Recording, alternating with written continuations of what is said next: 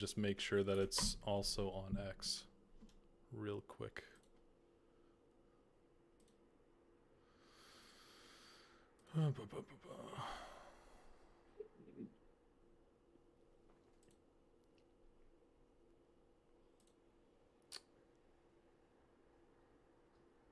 How do I get to the creator space?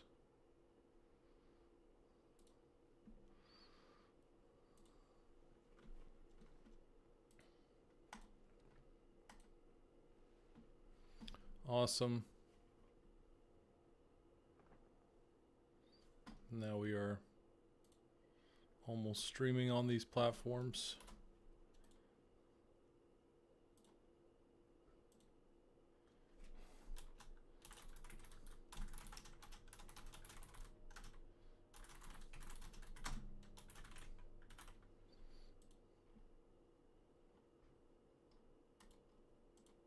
I can see your stream. You should be able to on YouTube. Yeah, I've already got it on YouTube. Yeah, nice. Is my audio coming through? I have it muted just so I don't get Where's your audio muted? on the YouTube video, just so I'm not getting double. Yeah, But, I mean, on. I think. Hello, hello, hello. I mean, you're fine because you're not sharing your audio unless through Discord. Like you're not sharing your computer audio. You know. Oh, yeah, but like, is the Discord audio coming through onto there? Yeah. I have it through OBS. Like, So like hold for on, let me instance, see. if you see crazy mirror vision here, but my desktop audio, like start speaking. Hello, hello, hello. Yeah. You see what I mean? Yes. Oh, I do have this. So you are fine. Okay, as I'm pulling it up for some reason, I don't think it's pulling up on. No, wait, it is. Bitchin'. Okay. We're about to get into this real quick. Bitchin'. Okay. We're about to get into. All right. Got a little echo there. That's fine. Great broadcast. Sweet. Okay. All right. Now we're up on everything. Ladies and gentlemen, this is a podcast that we're starting. I don't know what the name is. We're just going to roll with it. At some point, I'll make a fucking wacky, zany intro that's like. But right now, it's just kind of. Yeah. I am here today with Landon, my best buddy in the world over here, and also film nerd who understands the finer things about arts, and we're going to be discussing this meme that has been circulating. So, Landon, would you like to introduce yourself at all? Hey, y'all. My name's Landon. I work in lighting and cinematography and film, and I thought I could maybe shed some light on this phenomenon that we're dealing with. You know, this is it's something I think that's been on the back of a lot of people's minds, right? You know, you see something like this, and it kind of captures like something. You know, Yeah. like it's like when you watch a movie and you think, you know, oh my gosh, I'm literally him. You know, it's we call it a zeitgeist, right? A zeitgeist. It is like the state of our times right now is this graph. Would you care to explain what we're looking at here? Okay, yeah. So I found this particular one on a thread that I recommend that y'all check out. That comes from an account on X called Culture Critic. I haven't looked at their stuff before.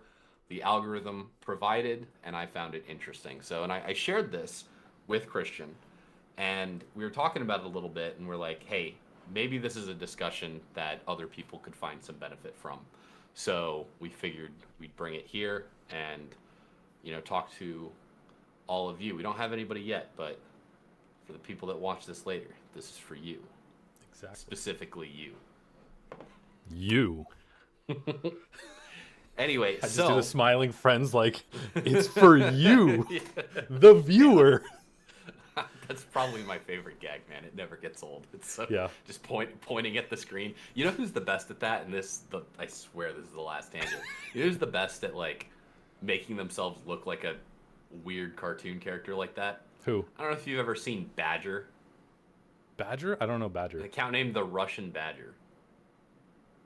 That's not the Badger from like old school YouTube, right? No.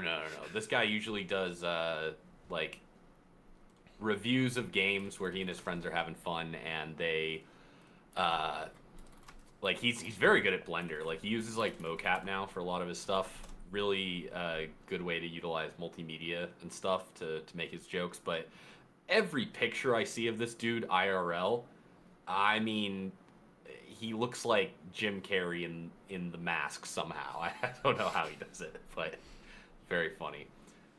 Anyway, okay, let's get into this. So, where all the color go, dude? Where did the color go? So yeah, it seems like there's less color overall, in movies, in like daily life. You know, it's there's still color around, but it seems like, I don't know if it's our perception of it or if it's something else. But there's two aspects to this. So you have the real world in the top right quadrant of our meme, and then you have representation in art and movies. And I believe that the top left is a picture of cars from years ago, and we can see that there are a lot more car color varieties. I mean, I think, yeah, in this very thread, they mentioned this image, which I'm gonna shoot over to you. Cool. I will put it up on screen in a second. Yeah, I'll be quick about this. I'm not Jamie levels quick, but I'll get there. Dude, no one's Jamie levels quick. Joe Rogan's like, bro, I need a video of a bear with a Russian dude, and like dude, like, who needs Grok or Midjourney when you have Jamie, dude? He'll just pull it up for you. Yeah, so here's the image of car color choices by year. Okay. I'm gonna pull this up on stream, but you can keep talking. Whoop. I'm gonna keep that in the other screen right now. But so yeah, I mean, we all know it. They're like, car colors have become a lot more monotone. And that, I think, is mostly driven by consumer trends. That seems fairly organic, but also, the ability to, mass produce something, it simplifies things across lines. I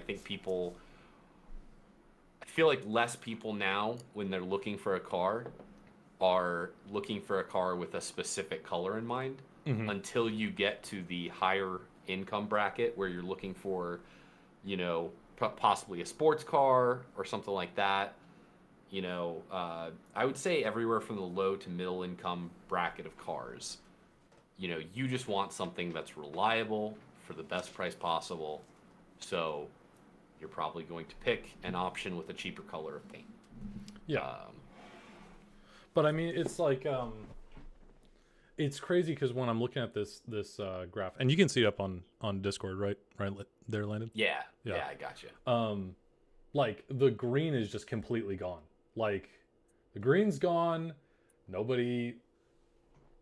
It just kind of overtakes. When I was a kid, I thought the coolest car I saw on the side of the road and that I wanted was a lime green Camaro. Now look at that now, and I'm like, man, I did not have great taste then, but I thought that car was so cool. I had a Hot Wheels that was a lime green Camaro. I chose it specifically for that, and that it does seem rare. I hardly ever see green anymore. If you also look at this image, you'll see, it looks like way back in like around the 1997, 1998, the purple went away. So no more pimp mobiles. Yep. Unfortunately, that's just not there as much anymore. And really, white cars were not like a huge thing, but like white cars around 2008, which Well, it's weird because they all go like it went from 50% of your cars are like the white to the United black, States faced, no white color. became yeah, white became like a very like a major contender, whereas before, from the 1990s, yeah, it represented maybe 10%, right? Mhm. And that even went down to where it was probably close to like 1 or 2% in around 2005. And yeah, now it's a major color representing almost 20% of a little over 20% actually of all car. So what is the reason for this? What could be the meaning behind this? Yeah. Um, this is an interesting, very interesting chart because it's also part of it. You imagine that it's consumer choice. You want some people that maybe they want to stand out, maybe they have a certain preference, but it really comes down to the fact that you really don't see a whole lot of other color variation besides red, blue, brown. I like that brown's there. I don't know. I don't know who chooses brown anymore, but that's 2013, really big year for Brown. really brown. That was a really brown year, dude. The Um, Brown. and then, but it went from 50% of cars were actually had color to them, versus now, and I'd imagine that there's a lot of colors in between here because there's a lot of variance. But I think you also brought up a good point, the fact that if you have like a luxury car, you are literally buying that thing to stand out. So you're probably, I'd be interested to see what kind of data is there for people who buy luxury cars and what colors that they look at. I was actually at, when I first uh, let's see, a couple, I think this was about a year ago, I walked into a McLaren dealership because I was broke and I thought it would be fun fun to walk through a McLaren dealership because you get to see all the cars in person, and who knows, maybe one of the sales agents are dumb enough to give you the keys and test drive one. Um, that did not happen. But what I did see is that on the wall they have like all these. They really pitch like you can get a McLaren in any color you want. Um, Next to that dealership was also a Rolls Royce dealership where they had these like little almost model cars of McLarens in the color that you're looking for, right?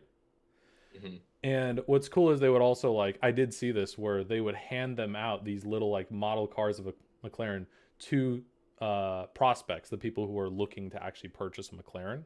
Like, yeah, here you go. You can keep this. Don't worry, it's on us. So I'd imagine that they have a lot of people who are interested in like the exact color McLaren that they want. So it was very interesting stuff. So out of so that's one thing is the cars. And then what else is going on here with like the cuz I'm going to go back to the main meme over here. Cuz you have the cars on the top row, but then you also have, let's say, um, is this representation of like movies over time as well, or No, real life? this is more interesting in my opinion, and this is where the whole like filmmaking aspect and stuff comes into. Mm-hmm. The picture on the left is a paparazzi photo that was taken on the set of the new Napoleon movie with Joaquin Phoenix, and the picture on the right is that movie Okay, all in the right. theaters. Because I was So because I was wondering the we are first going to time. talk about Yeah. some of my least favorite people, colorists. Okay. Before before then, did you see the comment that just popped up on screen? No, let's see. It's a bot. Yeah. Oh, okay, great. Yeah. Hey homie, Love you it. stream so really well. That's why I followed. Dude, you know what? I just stream so well, Landon. You know what I mean? Nobody streams like me. I'm the best streamer because I stream so well. I'm Number one streamer there, dude. Watch out. We're coming for you, Asmund Gold. exactly, dude. Um, all right, just I love it that like the bots just come over. It's like I can give you so many viewers. And it's like Okay, bro. Wait, was the bot the one watching? Was that our only viewer? Yeah, on Kick. They just sent that message. uh, Um, I see. Are you multi-streaming right now? yeah, so I'm streaming to Kick, Twitch, Twitter, and YouTube.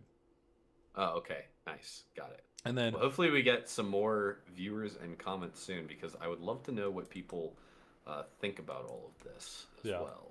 and if we get a message or comment, we'll. I mean, I'm down to like follow up with like another discussion later, if it sparks another discussion, something interesting like that.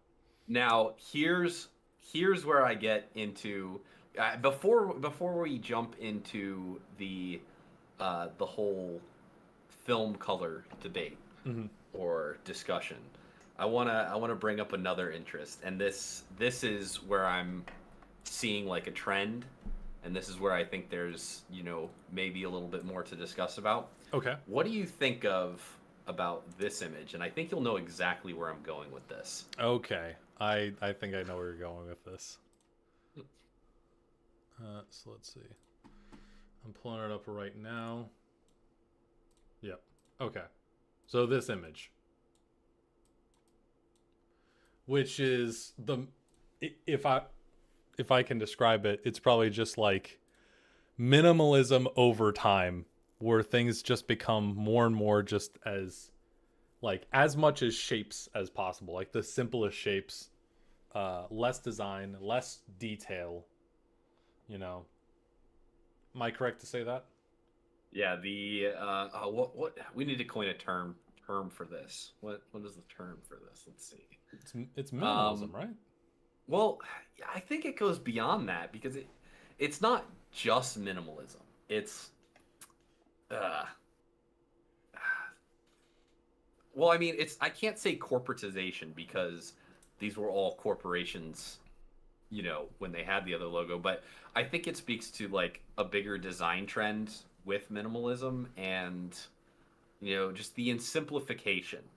It's like distilling your brand and product to the fewest amount of shapes, the fewest amount of contrasting colors. I mean, a big example I think is Burger King. Burger King, so if we look at the Burger King logo that we all grew up with, you got this really poppy red, a primary yellowish color, and then this blue swoop that goes around it.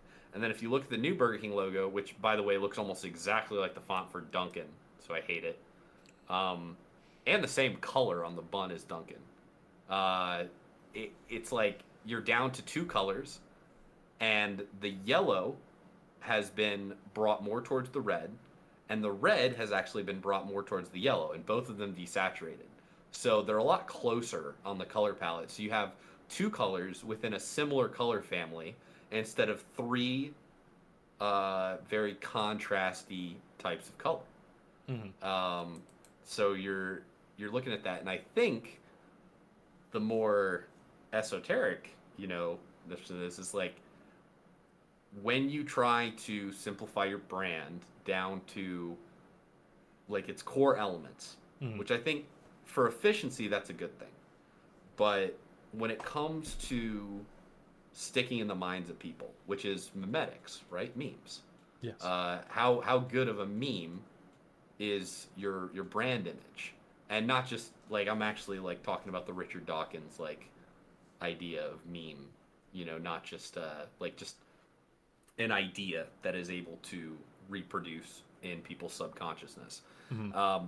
I think in trying to do that, you lose stuff along the way. Yeah. You lose identity. You lose in a lot of cases what sets you apart. Because if I look at a lot of these brand images, a lot of them feel very similar. I mean, look at the difference between Toyota and Volkswagen. Definitely the car companies feel very. I think car companies are the worst offenders. Like all of them are almost completely monotone black with Intel. Intel is I kind of like they're not a car company, but you can see. So I guess in all the car companies, they've all gone to a single color, very simplified. You've got a shape element and you got a shape element, and that's about it. Like maybe you have some text in there for some of them, but I mean, I think the Kia one is probably the worst looking in my opinion The Kia of the new one design. always boggled me because when I started seeing Kias on the road with with that logo, I was like, I don't know what that car company is. I genuinely thought that it was a new car, not that it was Kia, because it looked just kind of different. I thought it was like a KN with the N being like reversed. Am I the only Yeah. one who thought that? I don't know. No, I mean it looks like KN. Like it doesn't look like Kia. I Yeah. mean, if you looking at them side by side, you can see. But so yeah, there's that. There's also, I if think we look at architecture, we see a similar trend. But before we hop on architecture, there's a couple things that I wanted to go through here. Number one, the worst offender I think on this list by far is Warner Brothers. The Warner Brothers logo, like that traditional Warner Brothers logo, I'm gonna zoom in a Oh, little bit here. it's iconic. It's iconic, dude. It's got everything you want. Um, but when it comes to like that new Warner Brothers logo, I'm like, dude, what the fuck? I That It's new Warner's Brother one is a that just feels like you are another streaming company. You should check out how many design. I wonder if there's an image for it. How many design brand changes that HBO has gone through for their streaming service? oh wow, really? Is it a lot? Oh, it's a lot, dude.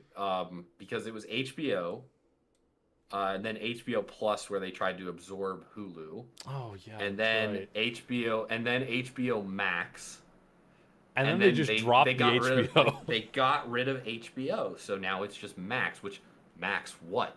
Max what, dude? It's just Max, dude. It's Like, taking simplification to the max. My favorite, by the way, is like favorite quote unquote. The one that I love to hate the most is not the Warner Brothers logo though. It's the Dunkin' logo because Dunkin' Donuts. Whoa, dude. I was there. I was about to get a coffee from you. I was about to get a donut from you. But then I lost interest so quickly when I heard donuts. And I just can't I just can't deal with a brand no, like you that. see, I you see, gotta the thing just have Dunkin', dude. is like Dunkin' Donuts is the promise, the potential of donuts. Maybe I'm not gonna get a donut, but it's there. It's like I'm going to Dunkin' Donuts. Maybe I'll get a donut. You know, like I might not because donuts are super great for you. Yeah. But what the hell is Dunkin'? Dunkin' what? Dunkin' my balls, dude. Dunkin' my balls in this coffee. That's what it tastes like anyway, in my opinion. They got two tea bags of instant coffee and gave it the old Halo special. Dude, they should change their name to Dunkin' Tea Bags, dude. Tea bags, that would be good. Dunkin' Hey, Tea any Bags. tea shop up there, any tea shop should take advantage of that. You know, they call it the gamers tea shop. You know. But it is crazy how I feel like some of this is just like some shareholder or not some shareholder, some executive in the board is like, I have an idea that's going to revolutionize our brand, and no And one they make a is. big PowerPoint, and They do make a the big whole- PowerPoint. They put in a ton of effort, and then on the side when everyone's deciding and they're talking about it over coffee or at the water cooler, they're like, I don't know. Todd made that really big effort. Like it's his idea. They threw in a lot of words like dynamically, streamlined, getting your QPLs aligned. Dude, we can optimize our KPIs with a AI Man. adjusted frame rate. It's like, oh, You have some more experience with this than I do because I've never worked in an office setting. I've always been a self contractor or something like that. yeah. But every time I've interacted, in an office, whether I'm filming a commercial for them or doing something like that, it feels like insanity to me. You know what I'm saying? Like I don't know what people are doing. No, like it feels I'm sure like they're doing something. I Yeah. can't ever pinpoint what. Um, it's kind of like that. I will say that when you're dealing with an oh my god, when you're dealing with like not just business, because you have like people in business meetings where nobody is going like the idea that someone pitches, right, could be bad. It could actually like be pretty shitty. But there are some pitches that are so mediocre that no one wants to shit on it. And those are actually the worst fucking pitches because those are the pitches that get accepted. It's like the Dunkin' Donuts here. It's like someone pitched this, and I don't think it's gonna hurt Dunkin' Donuts, like stock wise, price wise, demand wise. If they're gonna change the Dunkin', I really don't think people will care. But does it need to happen at all? No. Like, how much money have they spent on this rebrand, throwing out all those coffee cups, throwing out all those signs, upgrading everyone's W2 to say Dunkin' Donuts to Dunkin'? How much effort is going into this mediocre, lukewarm idea that got put through? Versus if I said Dunkin' my balls as my as my as my new name for my company, everyone's like, I don't think that's gonna help us. Dude, I'm concerned. They ripped the Pringles guy's face off. They ripped his face off. It's done. It's done. Like, what was the discussion around that? People don't think of Pringles when they see the Pringles guy. When I see they're too contained within a shape. We gotta think outside the box. The whole world is our Pringles face. Like, well, I see the previous Pringles guy, and I'm like, this is like an affable gentleman. Okay, now I get. Could just be the Monopoly man. I have no idea. Weight Watchers is pretty bad too. I mean, I feel like the original Weight Watchers logo is forgettable enough. It is, but like now I have no idea. Like it definitely wasn't an upgrade. You had it if you're gonna do an upgrade. I mean, yeah, that's yeah. I think there was some other thing that I was gonna say about office settings, but that's really about it. The worst is sometimes like customers will they won't understand your product at all, no matter how much you explain it. But then you give one like trendy buzzword, and they're like, "Whoa!" And you're actually surprised at how often this works. Maybe I told you this, but I was at I don't do this at my company. I'm straight up with everybody that I talk to.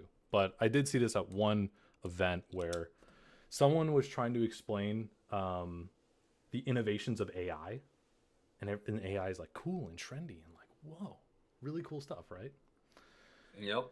And this guy started explaining like how crazy it was, that Google Maps uses AI.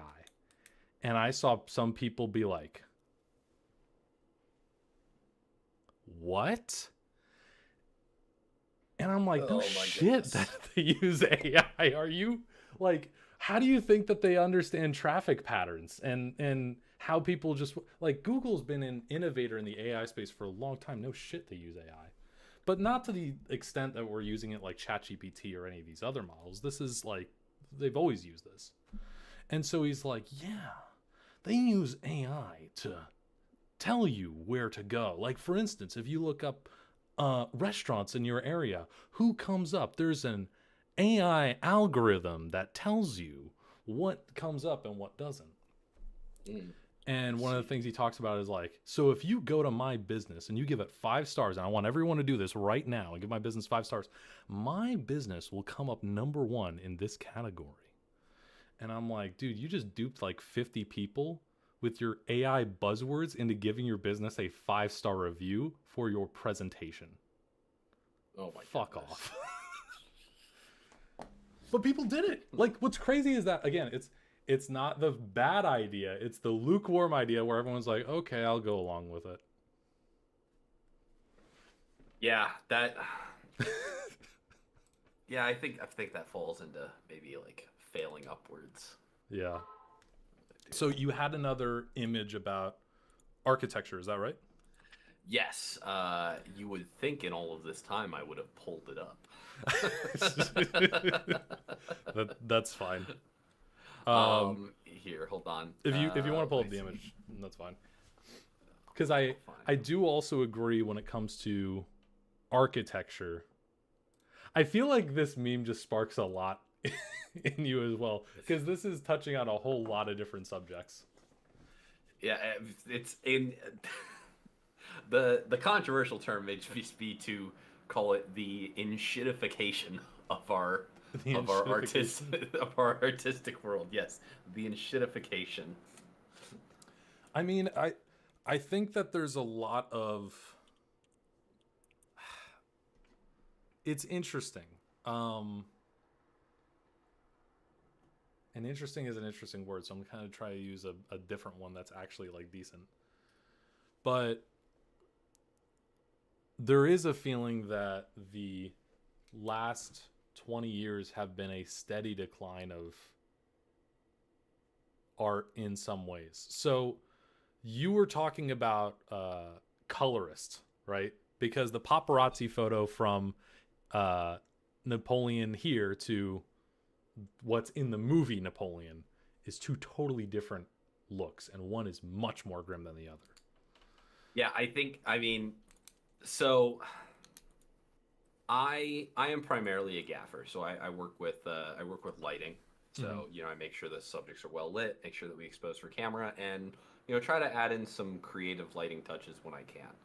Um, and the director of photography or the cinematographer, who is my boss, who's in charge of the camera department and the lighting department, they're in charge of the image and they service the director.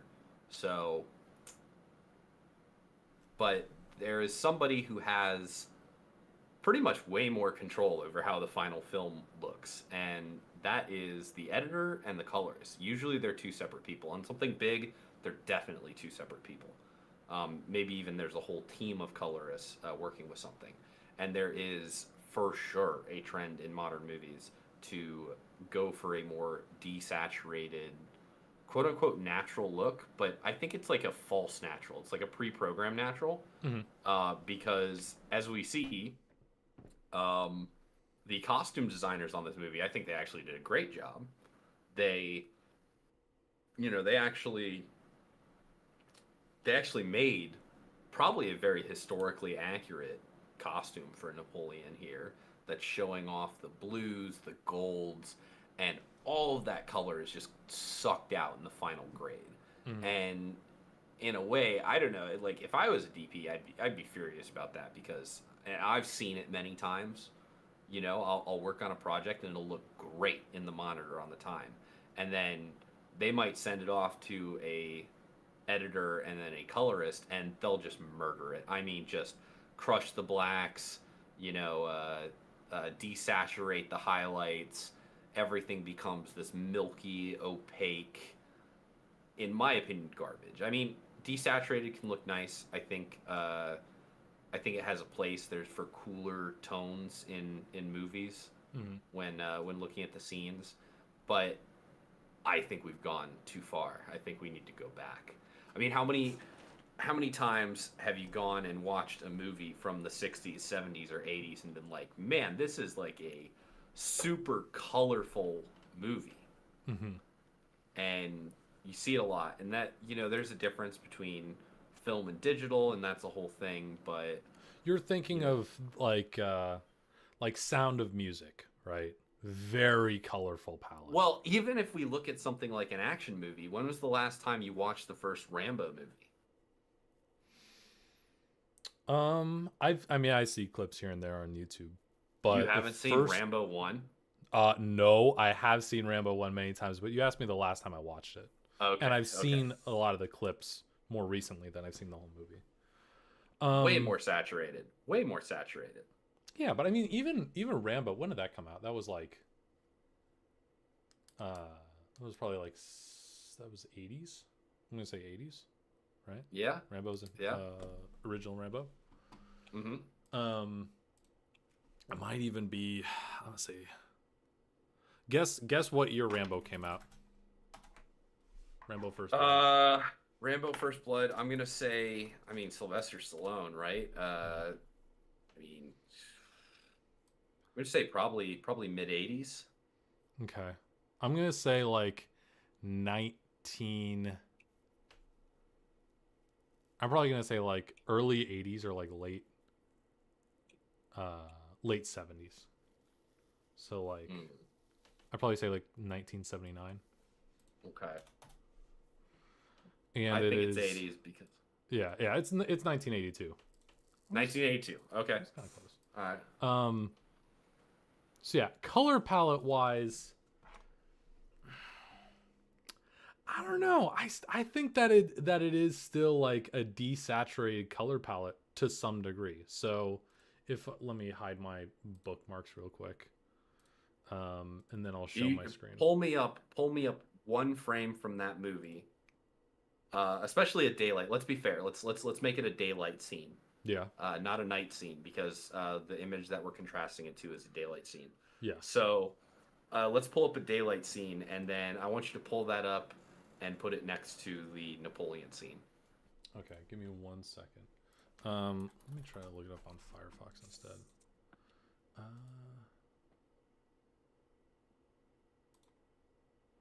All right, cool. And now I can do this. Ba-da-ba-da.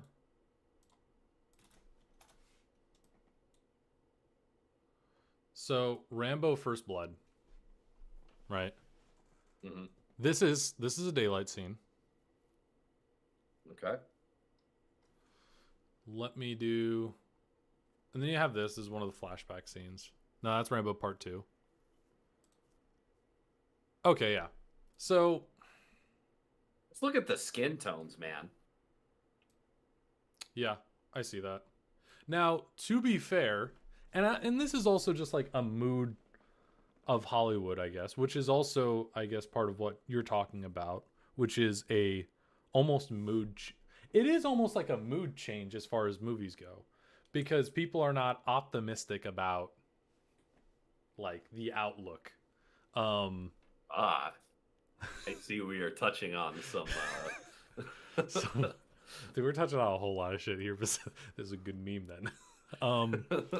But like if you watch the Napoleon movie versus a lot of other Napoleon movies in general, the Napoleon movie is not the Napoleon that you see in every other Napoleon. He's a very different dude.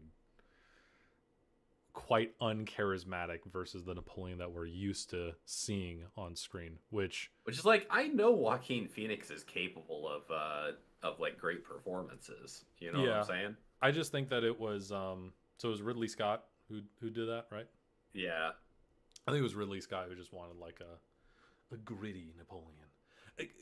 Okay. I mean, we can pull up a movie that is, in one of my opinion, one of my favorite color palettes in any movie ever, and it also stars Joaquin Phoenix. And this is also topical because of advancements in AI. Which movie is this? The movie would be called Her. Okay, gotcha. Safe search is strict. Whew, we almost had a doozy there on YouTube. Anyway, yeah, I can see like a very colorful palette. It uses a lot of like reds and oranges and stuff, which are, not I just don't find them as common unless we're talking Dune. I thought you were going to talk about Life of Walter Mitty, which I know is also one of your favorite movies. Oh, I very much love that movie, but I saw the Joaquin Phoenix connection, and he did a great job there. Also, literally the movie is about falling in love with an AI. So, yeah, voiced by Scarlett Johansson. Yeah. So who wouldn't? I do need to see this because I'll be honest, I'm not interested in Scarlett Johansson, Joaquin Phoenix, or AI, because this was also like when Siri was new. It was like 2013, 2014 movie. But the director is Spike Jonze. Which is not to be confused with Spike Lee, who's a very different director. But Spike Jonze directed a lot of wild shit. One of them is Being John Malkovich. Have you ever seen that movie? Dude, could not get through it. could not get through becoming John Malkovich, man. Why?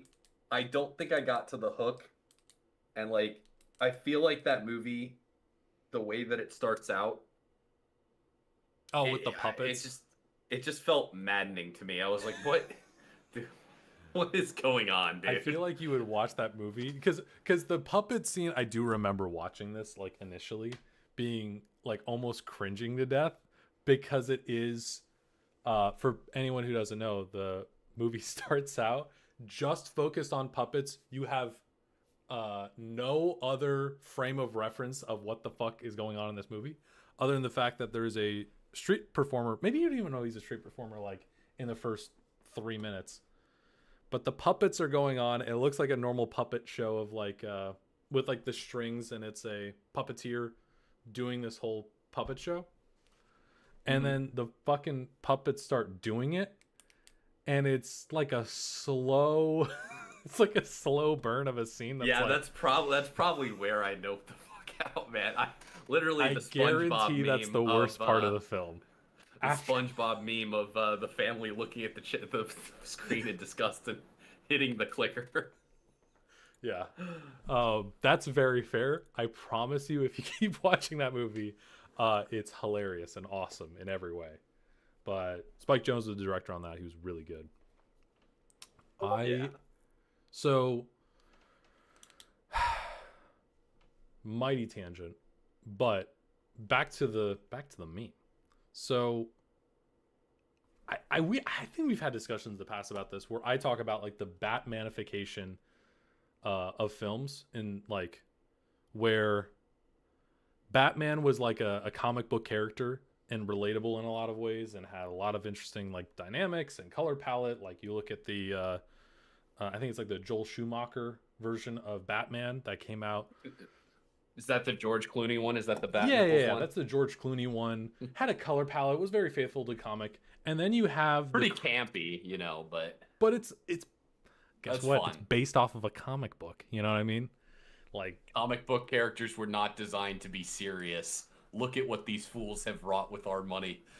so the Dark Knight movies, which are good movies, I think really did usher in like this grim like there everybody has to be like this crazy anti-hero character who's like maybe I give to charity every once in a while, but it's for my own good. Like I'm just gonna say it, man. I yeah. like my heroes to be good dudes, saving cats, I and I that's agree. yeah, I like that kind of optimism and stuff.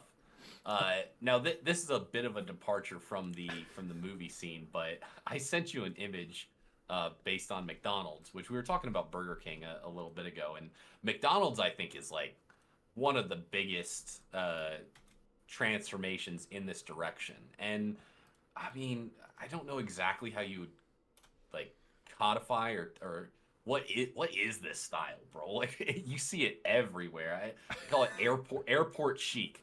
The top one seems pretty inviting, minus the tree that looks like something out of a panel from Berserk, for reasons.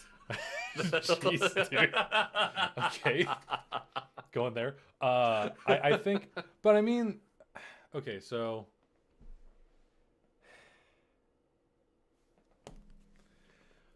I think it's also just like this the partially the era that we're in. Maybe this is my devil's advocate answer, and because it does have some source to it, the fact that we have made so many technological advancements that we're trying to make everything look more and more futuristic, but more The Apple unfortunately. Store effect. Explain. I've never heard this. The Apple Store effect. No, I just made that Apple up. Store effect. Okay, yeah, yeah, yeah. Like where they Yeah, so simplify everything. I mean, I think it's like rationality versus like personality, right? Mm-hmm. Like if everything's I don't know. I think if everything looks high tech, then nothing looks high tech. This isn't the dystopia I was promised, damn it. I was promised neon. Dude, I mean, I feel like many generations were promised many things. First, it was the Jetsons, which, if you look Right? at the Jetsons, that's a ton of style right there. That's a vibe. That's like 1950s futurism, right? Man, come on. 1950s space futurism is one of my favorite things, dude. It's so great. It's so great. I mean, the unbridled optimism, the wacky designs, everything was like you had the introduction of science and technology, but it was treated like magic. Hmm. You had, so there were, that was the 1950s. Then you had, I mean, I'm sure you had some stuff in other eras. I mean, we can go through it, but I think for our generation, it was Fruitinger Arrow, where it's like Windows XP, everything's like your PC can do anything, and like Dude, I Bliss, you know? I miss the blogosphere. The blogosphere? What is? Yes, yes, the era of the internet where websites and blogs were all customized and personal and wacky. Some of them were absolute sin to look at. Like, I mean, Dude, I the mean, Space like Jam website, bro. fuchsia, lime green, like there was definitely a sort of charm to that kind of stuff. Yeah. I specifically remember there was do you know what Smosh is? Do you remember that at all? I know what Smosh is, dude. But like not what Smosh is now, but what Smosh originally was. I mean, it was just the two of them, right?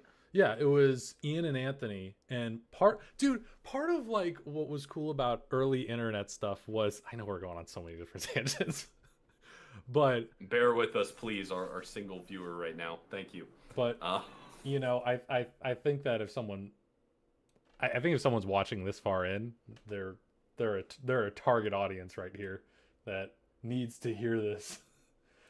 we getting into the real esoteric stuff, like talking about Smosh and its impact on culture. But part of it was early on in the day, you had the creator, but you also had the forums that that creator was attached to. So Bungie had Bungie.net. Rooster Teeth had roosterteeth.com, where you also had a ton of forums. Smosh had smosh.com, where I'm going to pull it up here because this is what it looked like. So, like a lot of images about smosh.com early on, but this is what it looked like. All right, you can get rid of the giving tree. It's still up there. Oh, oops. Yeah. So you had smosh.com and it looked like this. You had the videos that they posted, but you had like articles, you had stuff to interact with. It was like a whole, you had forums, it was a whole community. And that's part of what made a lot of internet communities so like hyped up. They were like, oh, damn, I get to watch my favorite creator. Isn't that awesome? You know? You know what we need? We need less Wix space generated websites and more Temple OS inspired websites.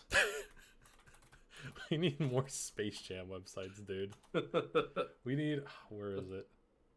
Yep, it's still here. I'm glad that someone still makes this accessible. God, the repeating tile texture, man. Oh my goodness. Like, Back sore. here's the problem though, because here's the question that I always ask is, if not this, then what? Because all of our graphic design knowledge is based around what looks nice on screen. You cannot tell me that if a major company launched this for anything other than a meme, that it would ever be successful as a website. It just wouldn't. Well, I don't think people really go to websites anymore, to be honest with you. Yeah. When was the last time you went to a website? Like somebody's website. Yeah. What have we traded, dude? Huh? What have we traded for this? For this, where we are on platforms now. I'm just gonna say it, man. Was it Facebook's fault? Facebook has been a disaster for the online sphere. Dude, it's almost, you know what it is? Okay, if we go back to that car image for a second, where was it? Right there. So, okay, I think we're getting into something deeper here, because I think there is a majority of people who just want to fit in. Could you also say that the people who grew up on the internet grew up? Yeah, Yeah, I think so. Do you want me to pull this image up as well? Actually, you can't pull it up. I just looked a little bit closer at it. You would need to censor the right portion, but I think it's a fun image to bring up. You just need to censor. You just need to censor that part Okay. right there. I just All right. saw it. All right. If you donate to our Patreon, I don't have a Patreon. No. Low poly video game character or something. To describe it for the audience, there's the left website, which is a Wix website, which is just like your normal, average, everyday Wix website, and the right is what looks like the fucking $1 million website. Almost, there's no graphic design other than, wow, I thought this thing was cool, so I posted it on my website. Doesn't matter like aligning anything with anything else. They've used primary colors, and that's it. As far as backgrounds go, it's a disgusting website. I don't even know what there's. It's all in German. I don't even know what they're selling. Here I have a safe for work version of it that I just made, so you can bring it up for the audience. I totally did not catch that she was in that state of undress. It's all good. Thank you. There's a woman in the image on the far right of the image that is part of the Free the Nipple. You can tell, like this guy thought it was cool. Cars. Thought it was cool. He's like, I want the titties. women in bikinis. Yeah. So this is the image that we're referring to on the.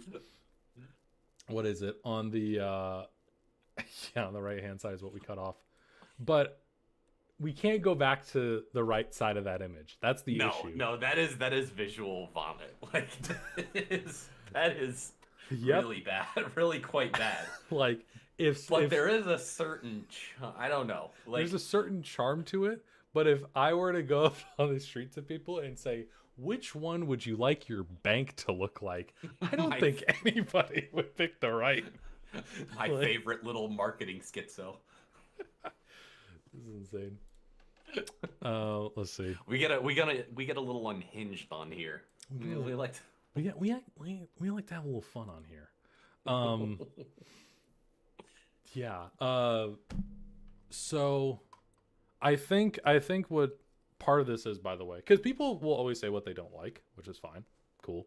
But if you don't like something, I always ask the question of, okay, if not what, then this.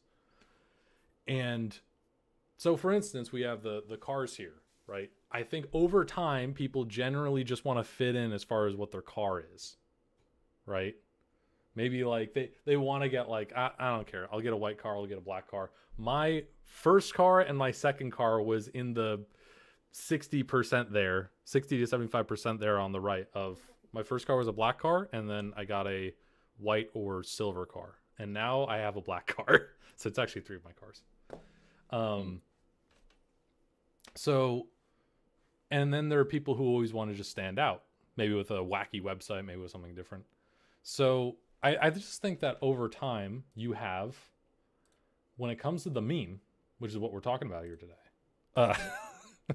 I think that you have people who, when they want, I think that the desaturated look is just in right now, but also if someone wants to make something like pop as a colorist, you desaturate everything else and put in like one color that you want to look, that you really want to stand out, right?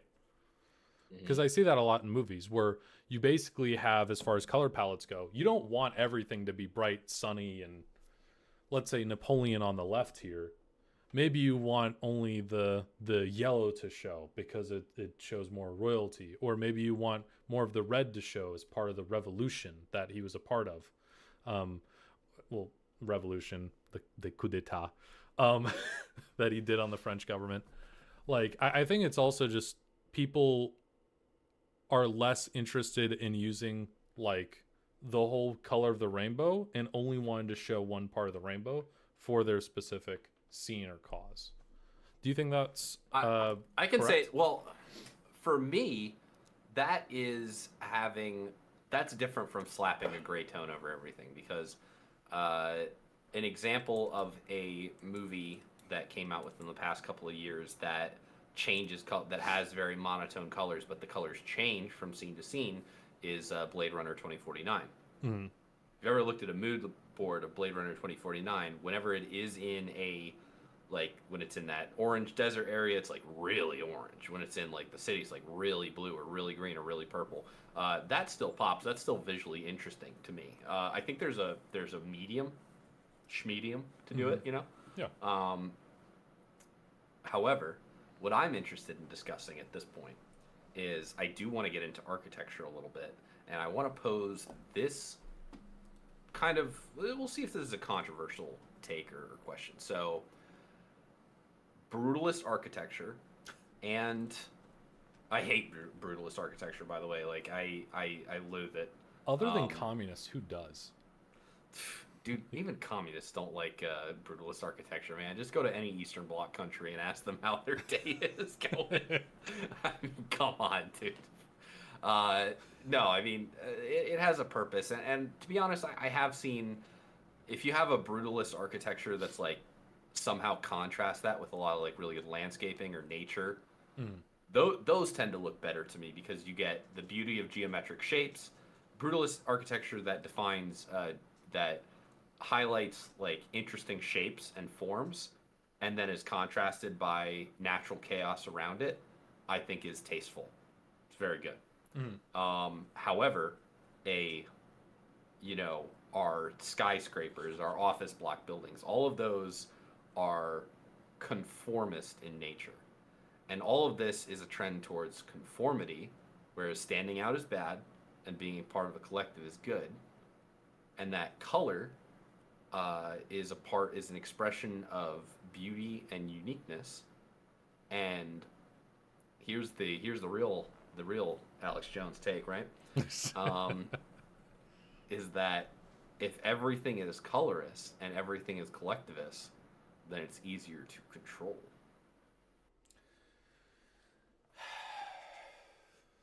I'll leave you with that one for a second while I go get some more water.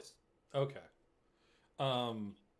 There is something that I am going to show, that I am going to pull up for this as well.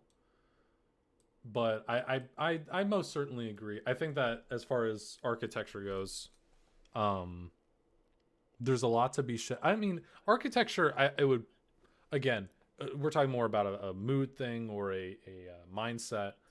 And it's not more so just about color. It's about shape when it comes to architecture. So what kind of shapes are we using as a message to convey something to the people walking by on the street, or to see it from afar, or to walk in the building? What are we trying to convey there? And I would argue that it's probably like, I'm not a brutalist fan, but there's a few different movements. I like Adirondack. What else? I'm not a big architecture guy, but the ones that really convey a strong message of harmony and unity and positive thinking. So I am going to bring this up.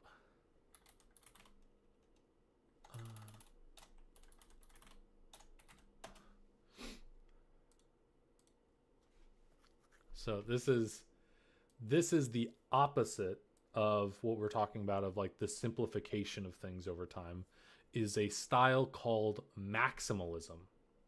So maximalism is to be like as outrageously vivid as possible while still trying to convey a message. Oh, you're back? Yeah, I'm back. Okay. So I'm showing the opposite side of minimalism, which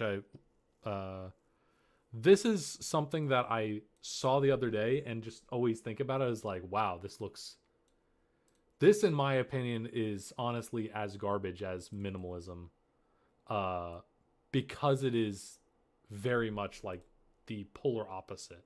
So this is what's called maximalism. Ooh. Right? I mean, like when it has personality but no cohesion. No cohesion. Like look at this. Look at this. All right. So you've got these tapestries, like looks like Chinese tapestries, next to modern art, next to a Victorian chandelier, next to a postmodern like glass table with some sort of looks like Indian or Persian themed rug, a couch from the 70s that belongs in an adult video room, uh, tiger stripe. Tiger and stripe, bro. That's all I need. That's all I'm gonna say about that. Uh, um, yeah, this isn't the answer. I don't think visual vomit is the answer to this. No, I don't. But I'm also just pointing out the other extreme of minimalism, where minimalism is Right. conveying like one targeted, focused emotion. Maximalism is like you're sending out way too many signals, and you can barely understand what's going on in these rooms. Ah, Yeah, you see this, Ah. and you're like, this does not convey any one thing, and this is just like visual vomit of a whole lot of now things. it seems like there are like some decent examples of maximalism. Like I don't hate that. It's got personality. Not that one, but I think the one that was more forest themed. That's pretty nice. Like But- I can like that. But this, I don't know if this is maximalism. This one has a color palette. This has one some- has a color palette versus the other ones are just like as crazy as possible, right? Yeah. Um, Now, if we're going into decor, I almost wish I had some of my art director friends on because I feel like they'd be much more qualified to talk about this than I am. 100%. But yeah, it is a trend. So I guess I mean I think it's easier for people to simplify things over time than it is to try to bring out the vibrance and everything. But is it organic? Is it organic? What do you mean by organic? That's a really what do you mean what do you mean this? by that? So is it a natural trend or an artificial trend? I absolutely think that it is organic. I don't like if it's inorganic, who is pushing it? Who indeed? Who indeed? um, I'm not sure. I mean, I think, I feel like a lot of private life comes from like corporate life. Mm-hmm. So, I think corporate culture influences like private culture. I would as agree well. with that. I would absolutely. Agree with So, because it also like, especially even at the high end, like it informs like something to strive for. And if your life is, filled with, I don't know, with this kind of like blandness, right? That just seems like naturally what you're gonna, gravitate towards. There's also the idea of things being like commodified for the largest possible option. Like here's my honest take on that maximalism. I don't like it. I think it looks ugly, right? Yeah. But it expresses more to me than an inoffensive. I think it's more valuable that expression is out there than something that is made to appeal like an Apple store might appeal to me, right? Yeah. Because it's designed to appeal to as many people as possible. Mm-hmm. Here is an example from that same post that I had mentioned. Here is an example of two different lamps, and this comes. This I think this illustrates what I'm talking about here. So I'm gonna upload these two real quick. Okay. This is a lamp, and this is also a lamp. What lamp is easier to make in a factory? A, and B, What lamp appeals to more people? Okay. So one of these is way better. That lamp is like a really high quality picture of a lamp. Dude, it does not need to be like, yes. A million pixels. It's the most high quality. Versus the other one is like not even close. That's incredibly funny. What a reflection of our times. That this lamp gets the lower resolution. So yeah, we have, obviously one is much easier to make in a factory. I think I mean, not everybody's gonna like that lamp on the left. Like that lamp is subjective; it's up to taste. I can't find anything wrong with the lamp on the right. I think it might look quite nice, but I feel like, you see what I'm saying here?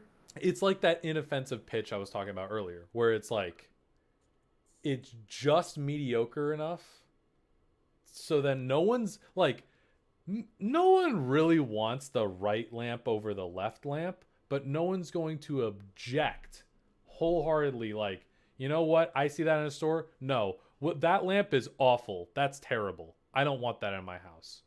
Because I think everyone the lamp on the left would not go with a lot of decor styles. It has to be very specific. Yep. It has to fit in with everything else that you're doing. It requires intentionality. Yes. It requires that you think for more than 2 seconds. Well, it's also the fact that it's going towards something very specific. I mean, I think you like the lamp on the left as an idea, but Landon, I don't think that lamp on the left would go well in your place. Like on my nightstand. Yeah. On my nightstand. No, it probably wouldn't. It probably wouldn't. The lamp on the right probably would a lot more. But that's the thing. It's like, in appealing to as wide of an audience as possible, what do we lose? What do we give up in the process? That's true. The creativity, the variety, and my theory is that you see this trend, and the question I think that is almost more interesting is, where does this trend go from here? Yeah, that's very true. I mean, like, are we at a proverbial end of history with art, architecture, and like commodities, where this is the new default because it has become a generalized sort of thing? Or do you think that there could be enough of a counterculture to where we would look back and look at this era in architecture and corporate buildings and corporate logos, that we would look back on it the same way that we might look back at an era in the 60s or 70s or 80s? Or is this, like, is it going to be harder to tell? Like, in 40 years, if you were doing a period piece on the 2020s, or is it going to be, or are you going to do a period piece? No, like, yeah, like, if you were to do a period piece on the 20s and then a period piece on the 30s, would you be able to tell those two apart? Yes. Oh, and I'll can I do the shout out? Yeah, you can shout out, dude. Soldier Skulls. I think I'm saying that right? From Kick. Yeah. Welcome to the stream. Welcome to the stream. I hope you enjoy it. We're talking about art and color and possible global conspiracies. We'll see. We'll see where this goes. I'm 8 years old. Hey, buddy. That's all right. That's all right. It's time to. You can be thinking about this kind of stuff. Just don't travel too far down the interwebs. You know what I'm saying, man? Of course. This is actually a really. I hate being 8 years old. I want to be old, dude. I think you'll find that most people, when you get to our age, we really just that's the tragedy of it. Because when we were 8, we wanted to be old too. Yeah. And now we get to this age, and many of us would give anything to be 8 years old again. So, But I think it's also just like, I genuinely also feel as though we're living a really awesome period of history right now, where Yeah. like crazy stuff is happening all the time. Uh, Yep. my dear 8-year-old, we are discussing this meme today. I want to be old so I can. Oh man. Oh man. It's probably not a good idea to use that sort of language. That language is not appropriate for this stream. We I actually mean, don't swear here. it's not. I mean, we do, but just don't be in too much of a hurry. Is all we're saying. So Yeah. let's. You can make art right now. Actually, that's Yeah. the thing. Uh-huh. So, back to what we're talking about though, as far as like art goes. You were talking about 60s, 70s, and 80s being like, you kind of just clump them in together, but I'm so sorry. Doing the self promotion over here. This kid's gonna go far. I don't know if this, dude. There's no, I don't know. I'm a little. I think we should probably take that off the chat. We don't want to send people too many people to your profile, dude, because not everybody on the internet is a good person. Dude, like this is we're talking about art and memes over here. I'm not really interested in that, to be quite honest. Yeah, no. So sorry, dude. You were lumping 60s, 70s, and 80s together as an era, right? And yes. Well, no, that's not what I was saying. What I was saying was that if you make a period film about the 60s, 70s, and 80s, each of those period films like have a look to them. Those eras. Okay, this guy's just trolling. That's funny. That's funny. That's funny, man. I'm so sorry for you. You are not 8 years old, dude. Come on. That's hilarious. That's good. That was good, man. For a while, The pizza rolls. I almost believe you until you said the pizza rolls, man. That's I was like, I don't want to. I'm gonna move on from the discussion. And I saw the pizza rolls, and I'm like, fuck. That's hilarious. If that is actually happening, I do hope your situation gets better. But I have a feeling that you're trolling.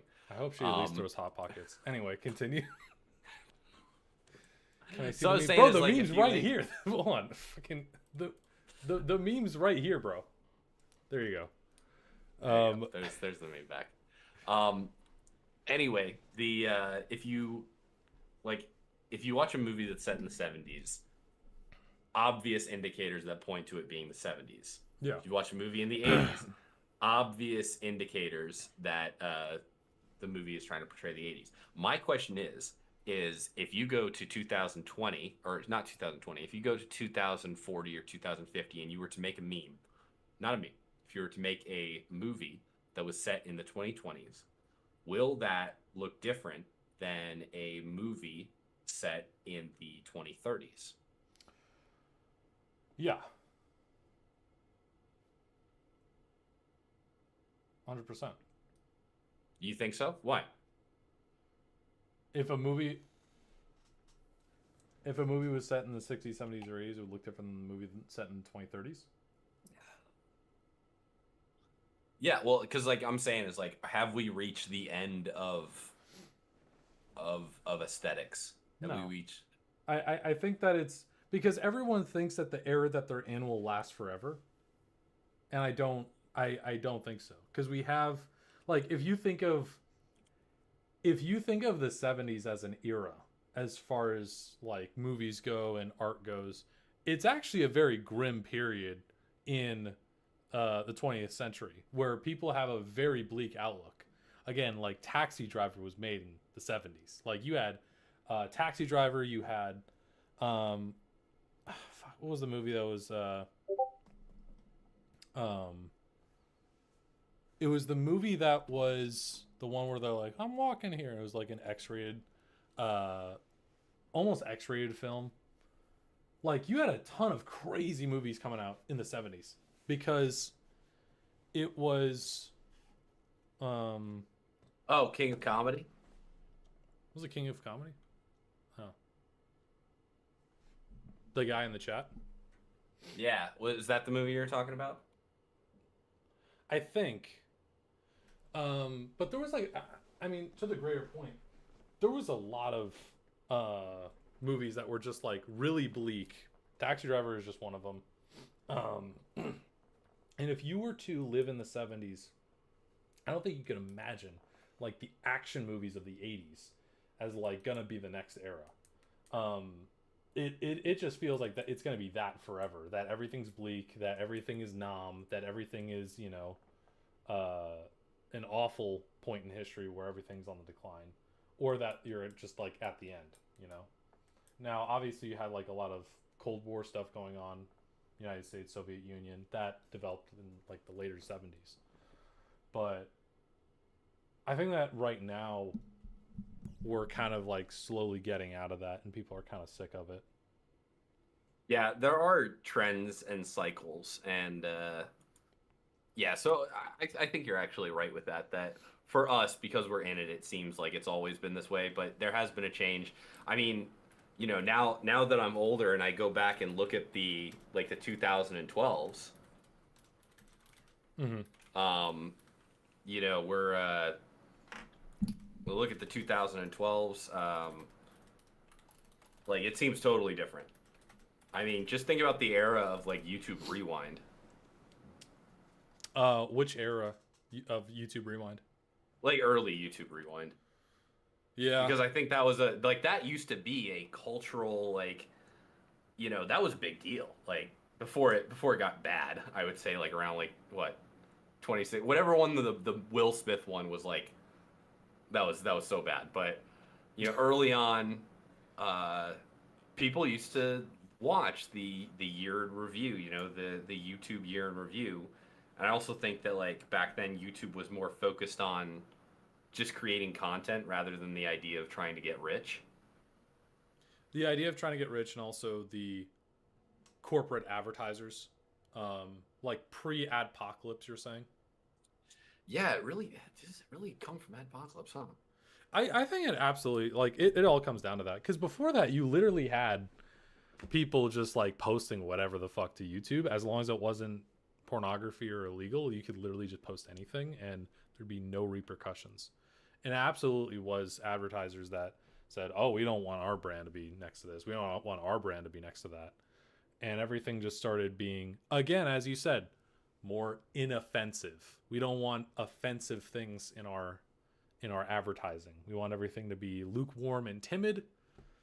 We don't want, like, as Jimmy Kimmel as humanly possible, you know, not too funny, no jokes, but like just bland enough to where they sound like jokes. You know what I mean? Oh man, the Seinfeldification of YouTube. Seinfeld is actually funny though. Yeah, that's right. Seinfeld is pretty funny. Dude, there's a lot of good bits from Seinfeld, but I mean, it's yeah.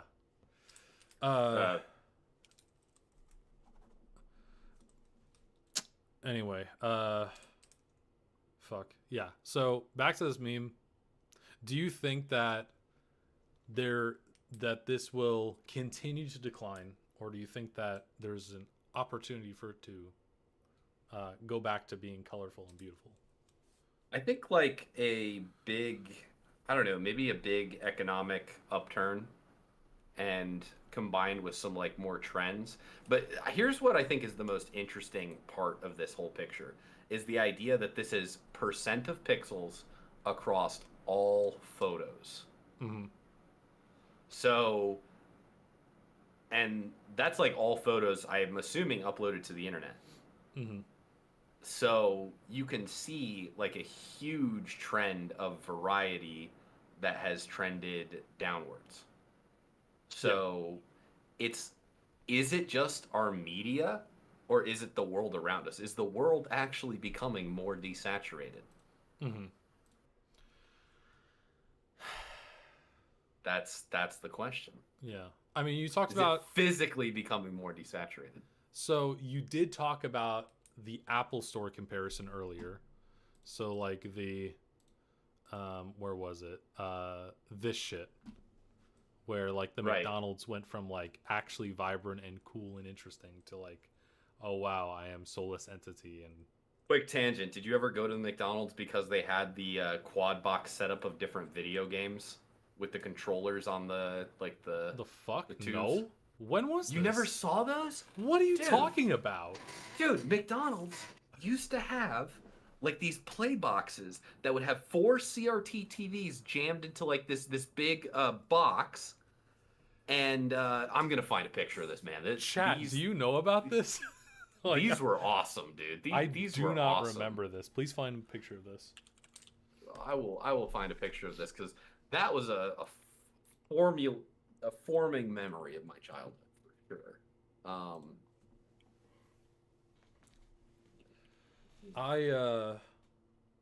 I do not remember that. I remember a lot of like Happy Meals toys. That's about it. That and the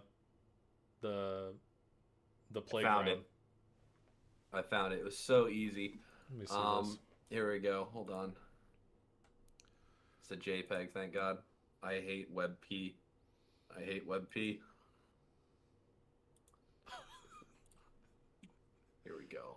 Save this file right now. You know what my favorite file format is? What? Is WebP. I just love it. It's so Kill unique. It doesn't work on literally anything. A useless file format. It's like, you ever seen the episode of Rick and Morty with the fake doors advertisement? It's just like me trying to open WebP, be like, not this one, not that one, not this one. They're all fake files. They do not work. The tree is staring at my soul like them. All right. So, dude, this is so weird. I don't remember this. But You don't remember this? I don't remember this. Nah, But, come on. like- Somebody in chat's gotta remember this. Come on. I was not like they were on the. I mean, look at that. Those are GameCube controllers. That's Super Mario 64. Whoa there, bud. No. What kind of controllers are these? No. Sorry. Not GameCube controllers. My bad. Just 64 controllers. Thank you. They have the middle thing. Thank you. They got that middle nub for your fucking third hand. I was dude. mixing it up because they had like a GameCube in one, Nintendo 64 in the other, and like I think like a PlayStation 1 in another one. But like yeah, these were in play places. That's wild. There was 4 of them per thing, so you could get 8 kids playing a video game together. Okay, And this is one of those things where if someone brought this up at a boardroom meeting, like, hey, what if, hear me out, every McDonald's location, we just have Smash set up in the corner? Will it increase sales? I mean, dude, if they did that now, If like, they did that now, it would 100%. dude, who eats increase McDonald's? Smash players. Like, and I know that from experience. sales. Dude, they'd be ordering tendies and burgers out the wazoo, dude. Yeah, here's another picture with the different console. Gosh, I feel like I've seen this before, but I don't know. Let's see.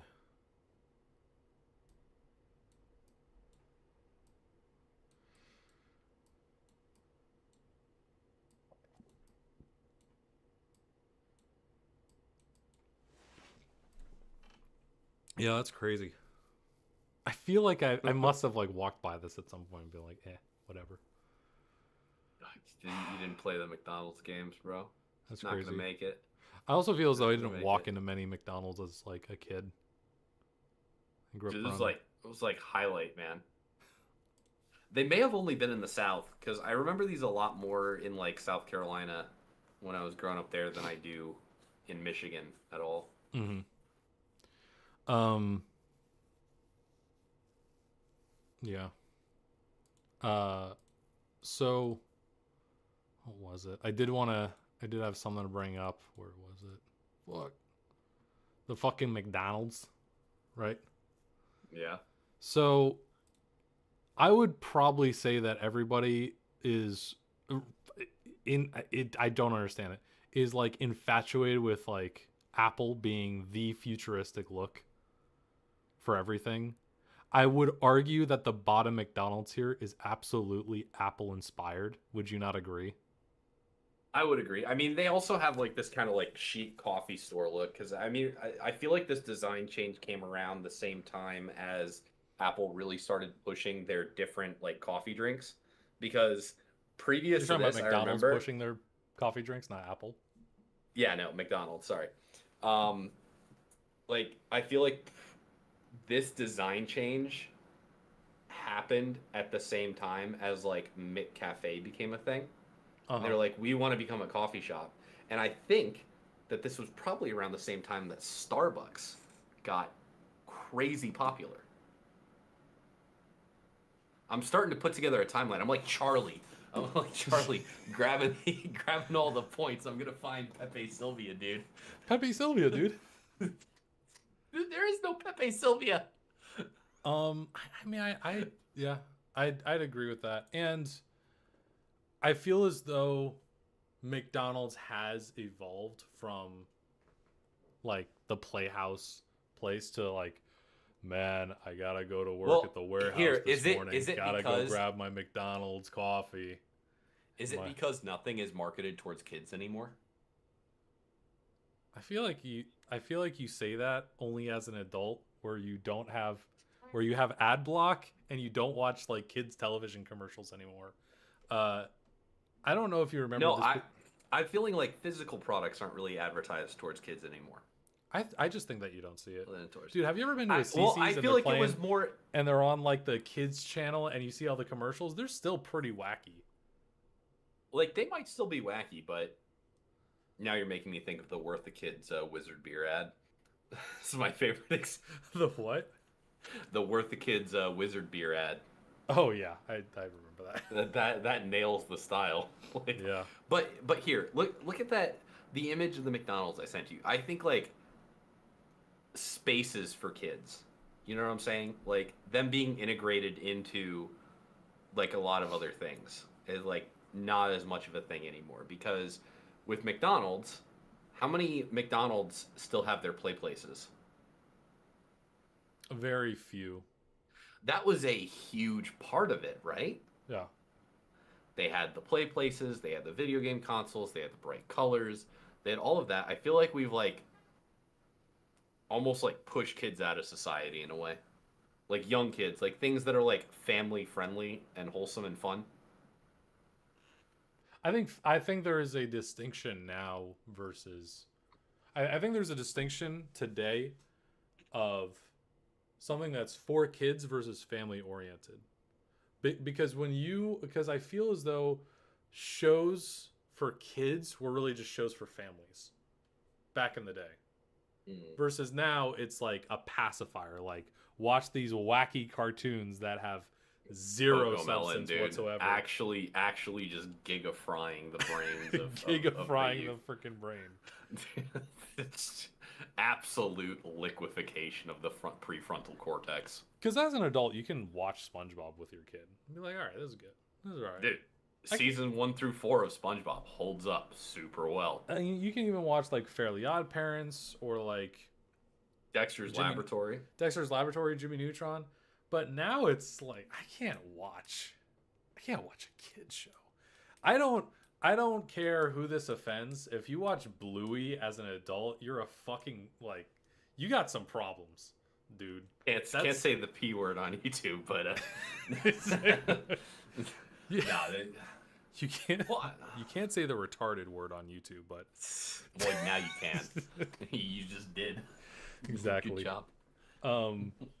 But dude, I don't get it. It's not meant for adults because it's meant for brain rot and to put your kids in front of as a pacifier because they have no other responsibilities. But SpongeBob's actually funny. There are shows that like when we were growing up, you could actually watch as an adult and be like, "Oh, that's cool."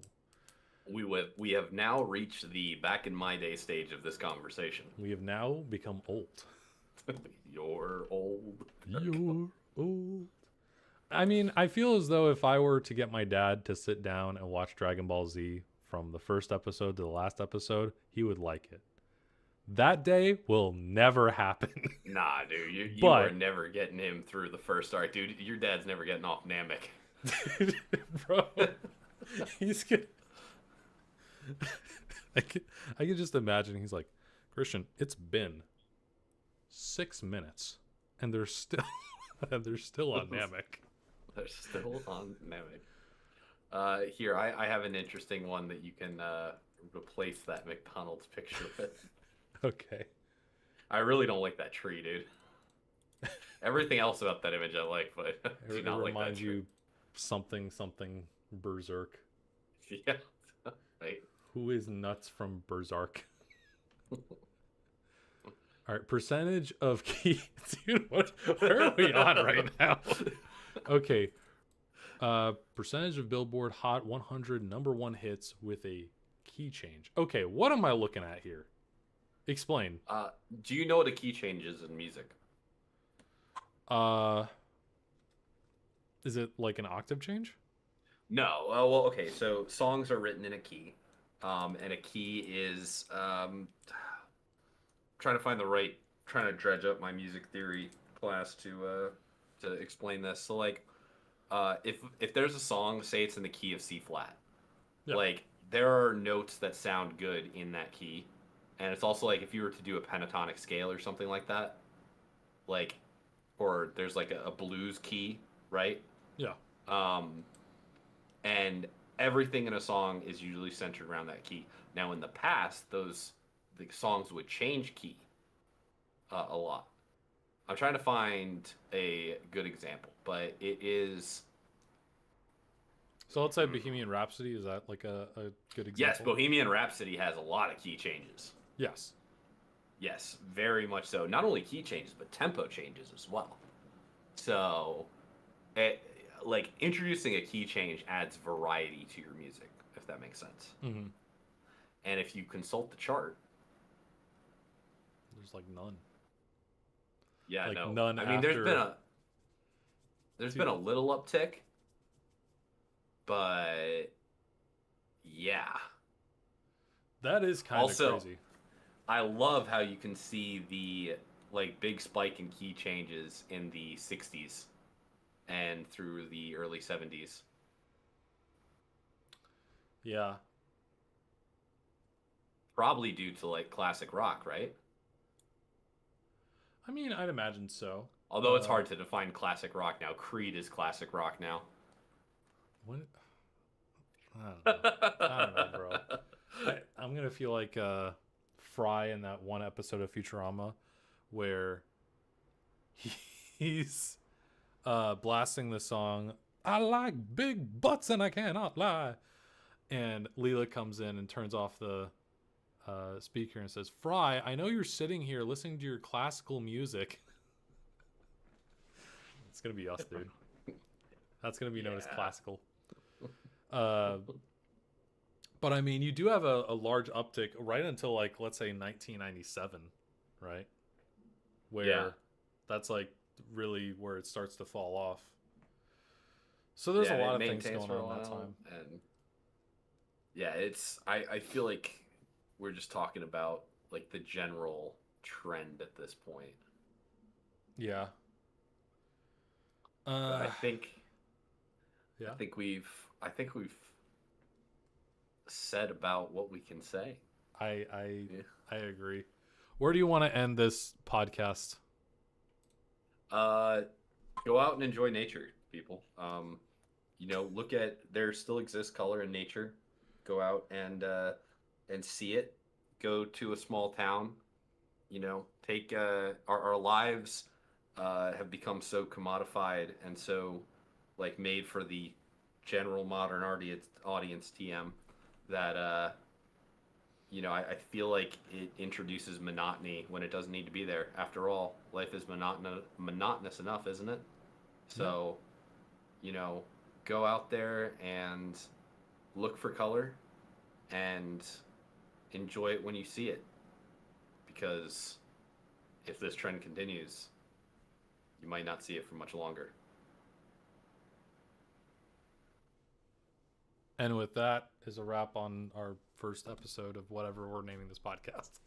Yeah, we'll figure out Monday fireside chats. I don't know. I don't know. I feel like we'll just like figure out a podcast name at some point. Yeah, should be good. Two guys talking, the podcast. Two guys talking, and sometimes more than two guys.